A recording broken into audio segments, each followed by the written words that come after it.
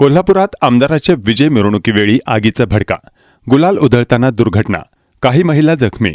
चंदगडचे नवनिर्वाचित आमदार शिवाजी पाटील यांच्या विजय मिरवणुकीदरम्यान आगीचा भडका उडाल्याची घटना घडली आहे। शिवाजी पाटील या आगीपासून थोडक्यात बचावल्याचं प्रत्यक्षदर्शींनी सांगितलं, मात्र आगीच्या भडक्यात काही महिला होरपळल्या आहेत।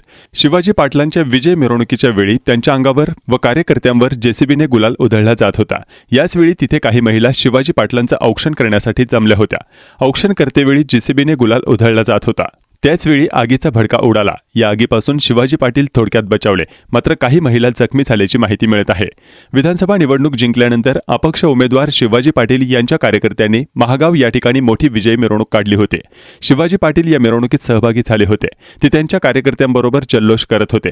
तसेच या मिरवणुकीच्या ठिकाणी काही महिला त्यांचं औक्षण करण्यासाठी जमल्या होत्या।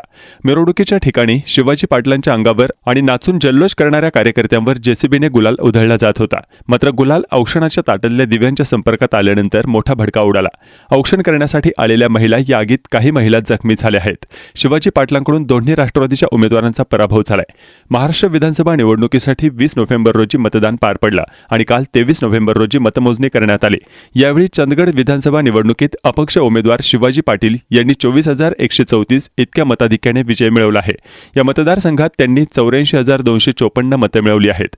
त्यांनी राष्ट्रवादीच्या अजित पवार गटाच्या नागेश पाटील 60,120 मतं व राष्ट्रवादी शरद पवार गटाच्या नंदाताई बाभुळकर कुपेकर 47,259 मतं यांचा पराभव केला आहे। महायुतीकडून महाविकास आघाडीचा दारुण पराभव झालाय।